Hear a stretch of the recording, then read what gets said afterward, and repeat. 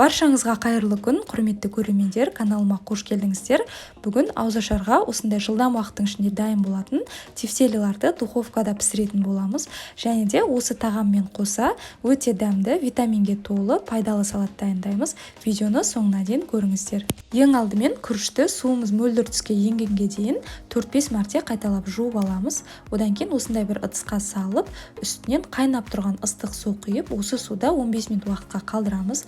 Одан кейін тартылған еттің үстінен үккіштің майда көзінен өткізілген сәбіз және ұсақтап туралған пиязды саламыз. Келесі кезекте суға салып қойған күрішті суын төгіп тастап, осының үстінен саламыз және дәміне қарай тұз бен қарабұрыш саламыз. Бір жұмыртқа қосып жіберіңіздер. Мен бұл жерде ұмытып кеткен екенмін.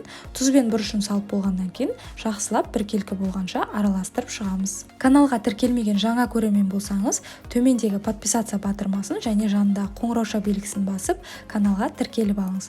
Барлығын араластырып болғаннан кейін осылай қолымызбен дөңгелек тефтелилар жасап шығамыз және де осындай дөңгелек формаға салсаңыздар да болады. Немесе өздеріңіз қалаған кез келген формаға салып пісіре бересіздер. Менің формамның диаметрі 24 см. Барлығын осылай дөңгелетіп алдық. Енді осының ашық қалған араларына картопты осылай жұқалап турап алып, осы ашық жерлерінің барлығына жақсылап салып шығамыз. Құрметті көрермендерім, каналдың әрі қарай дамуына өз үлестеріңізді қосып, осы видео ұнаса лайк басып, төменде комментарий бөлімінде өз пікірлеріңізді қалдыра кетіңіздер. Осылайша барлығын формаға салып дайындап алдық. Енді біз осының үстінен құятын соус дайындаймыз. Ыдысқа 2 ас қасық томат пастасын және де 2 ас қасық қаймақты саламыз. Оның үстінен 200 немесе 250 граммдай салқын су құямыз. Енді барлығын жақсылап араластырып, дәміне қарай тұз, бұрыш саламыз. Менде қара бұрыш кішкене көптеу себіліп кетті. Сіздер көп емес, кішкене аздап себесіздер. Енді барлығын жақсылап араластырып, жаңағы дайындап қойған тефтелиларымыздың үстінен құямыз. Құйып алғаннан кейін алдын ала 180-190 градуста қызған пеште 45 минут уақыт аралығында пісіріп аламыз. 45 минут уақыттан кейін көріп тұрғандарыңыздай осылай әдемі болып пісіп шығады. Енді бетіне үккіштен өткізілген ірімшікті сеуіп, тағы да пешке 5 минутқа қойып аламыз. Осылай ірімшігі еріп, дайын болып тұрады. Енді беттеріне қалауларыңызға қарай ас көк сеуіп, дастарханға кез келген гарнирмен ұсына берсеңіздер болады. Өте дәмді әрі ерекше тағамдардың бірі, міндетті түрде дайындап көріңіздер.